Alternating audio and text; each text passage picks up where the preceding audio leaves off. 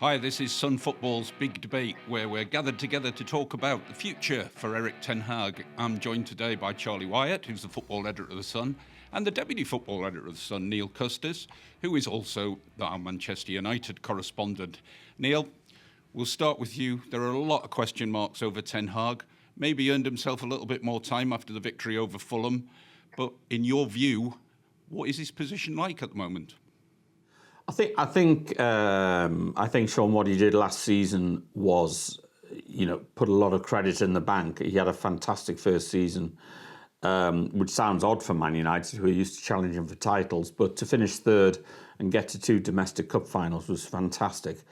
So I think that, it is keeping him going. Currently, they're just staggering over the line in terms of the victories they've had, late goals and injury time goals and penalty saves and stuff like that, which shows the spirit, but they are nowhere near as good as they were last season in terms of the playing. And I've seen this in the last 10 years. I've seen this with a multitude of managers where it starts to unravel. And when it unravels at Man United, it unravels very, very quickly. And managers struggle to keep reins on it and stop it going to a complete mess.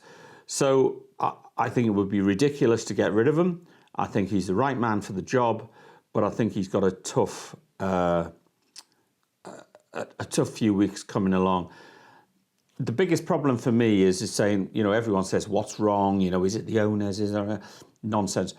The biggest problem they've got is, and it's been like this for, 5, 6, 7 years. They do not have a number 9 at the very top of his game. And that is negligence for me, not to have a great striker at Man United. And they haven't had that, and I think that's the major problem. I've been up to Manchester a couple of times in the last week or so, and I don't detect a big movement among the fans to get rid of Ten Hag. They've been through the Mourinho era, they've been through Van Gaal, Mourinho, Solskjaer. Here we are with Ten Hag. You get the feeling they want to give him a bit more time, Charlie, and that actually they're tired of all this upheaval. The biggest upheaval going on is obviously off the pitch with the ownership and where that's going to. But it's time for a bit of stability, maybe? Yeah, whatever happens, I think he should get to the end of the season. I think he deserves that for last season. Equally, last season, I actually thought, they say the league table doesn't lie. I think sometimes it does. I don't think Manchester United were the third best team last year in the Premier League. I thought Newcastle were a better team. And I think the problem by finishing third, Man United fans were then hoping to sort of move on and maybe, finish second. I think realistically, not too many United fans were expecting them to win the league, but they've gone backwards. I think he's had, 18 months there, £400 million, 10 permanent signings. Only a couple of them are at this stage working. I agree with Neil in terms of the number 9. That's been obvious for a couple of years. I still think Manchester United, if they really tried, could have got Harry Kane a couple of years ago, even when Manchester City were in for him. I think the draw of United would have been enough for Kane to leave Spurs. Same with Declan Rice, same with James Maddison, who would have all been great United players, and instead they've wasted a lot of money under Ten Hag as well. So I think he's got a lot of work to do. Is it going to work at this stage? I don't think it is.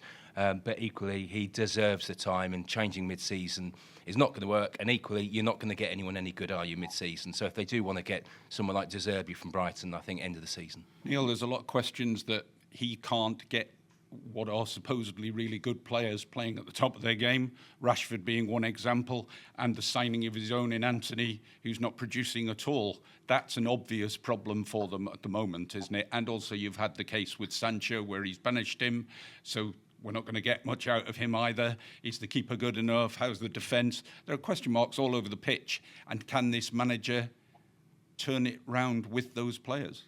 First of all, on Kane, there was no way Tottenham were ever going to sell Harry Kane to Man United, no matter how much they offered, because currently Man United and Tottenham are rivals to finish third or fourth or something like that. So there's no way they're going to sell, having invested in that incredible stadium they've got and what have you, and sell their best player to Man United. It would have been ridiculous, and it was just not going to happen. And Man United knew from the word go that it was not going to happen. So no matter how hard they pushed, it just wasn't going to happen. I think. But Neil, sorry to interrupt, but City, they were prepared to sell to City two years ago, and City weren't prepared to offer 2 years ago. They would have been prepared to sell to City, so I don't know why they wouldn't have done it to United. It did different this summer. It was different this summer. They were never going to sell to United.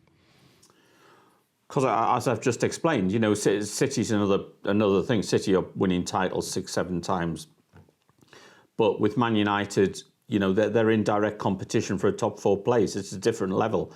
I'm not sure, and Daniel Levy and Manchester United have had problems in the past in terms of dealing with things, Berbatov going to the last second and stuff like that.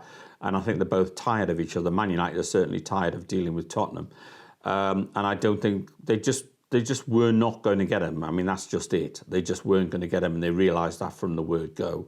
I think one thing we need to look at with Man United is the injuries to Luke Shaw, who for me is the best fullback in Europe on the top of his game, Wan-Bissaka, who is brilliant going forward and probably the best tackler in the Premier League, and Lisandro Martinez, who had established himself as a great centre-back despite his size.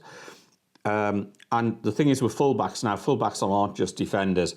They link with midfield, they attack. Shaw's brilliant with his distribution. Wan-Bissaka's got better and better with his distribution. And they've lost those 2 players, and they've lost Martinez. And I think that had a big impact on the whole team. Do you think that affects Rashford then, say, with Luke Shaw not playing? Do you think he would benefit hugely from him playing? No, I think Rashford's just lost it. 30 goals last season. I'm not sure how well he's been advised. I'm not sure whether he, is getting a little bit starstruck or something like that. There is a fantastic player there. He's the best player at Manchester United. But if you're relying on Marcus Rashford to win you the league, you're not going to win the league. He's still a great player, but I think there are things happening off the field that are a distraction, which is not helping. Well, maybe that's for the manager to sort out. Charlie, you said... And he's trying to. Pardon?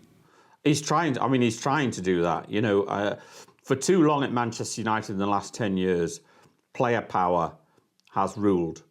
And they brought Ten Hag in to stop that from happening. I mean, Mourinho, who did a great job at Manchester United, totally underestimated what a great job he did at Manchester United, ended up going because the club sided with Paul Pogba more than they sided with Mourinho.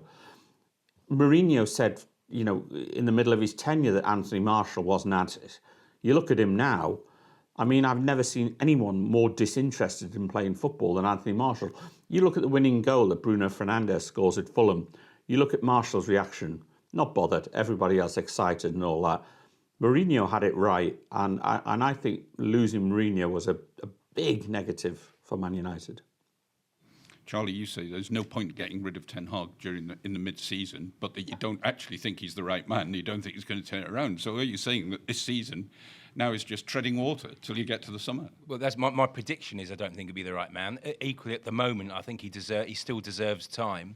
In terms of last season getting to a couple of cup finals, winning one of them, but also the players that he signed in the summer, we've got to see whether he can get the best out of them. Obviously, players like Højlund will be good in a couple of years' time, but he's absolutely not the type of number 9 or striker they needed now, because they needed someone with experience. So, I think it's going to be a tough season for United, but he deserves the chance. And as for Marcus Rashford, I just think throughout his career, as we've seen already, and it continues to be the case, he's a great player, but he's an in-and-out striker, and he'll go on great spells or have great seasons like last year, and then he'll have half a year where he doesn't score. I just think that's the type of player he is. I think that's the type of player he will always be. Neil, if you can transport yourself to the end of this season, where do you think we'll be with Manchester United come May? What will the debate be about? What will we be thinking looking forward? Is there hope on the horizon? I mean, I think they'll probably finish 5th or 6th. In terms of hope, I think they have to stick with Ten Hag because they've invested so much in him to the point where he's had part of the stadium changed to have player meetings in it and stuff like that. And he is a top guy. I mean, me and you were at the football writers' dinner last night where he got up and made a speech and turned up, and where Pep didn't, and he came across extremely well. But he is trying to make a stand. So we talk about Sancho, we talk about Rashford. He is trying to make a stand, saying I am boss, and that's going to be difficult to get that through this season, I think. But it has to be that way for Manchester United because, as I say, player power has spoiled things for too long.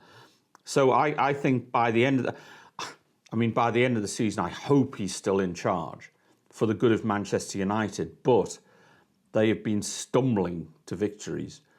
That they haven't played one game as well as they played last season, and it is a worry when I look at it that there's a lack of connection between the players. I think there's a lack of connection with the manager and the players. But what do? I mean, if I said to both of you, right, Ten Hag gets sacked tomorrow, who do you appoint? Who do you say? I mean, how long is he going to last and all that? Every time they turn a corner, they end up back at square one. So they have to stick with this guy because I think his ideas, his principles, his determination is right. That's it for Sun Football's Big Debate. My thanks to Charlie, my thanks to Neil. Next time we're with you, we'll see if Eric's still in charge.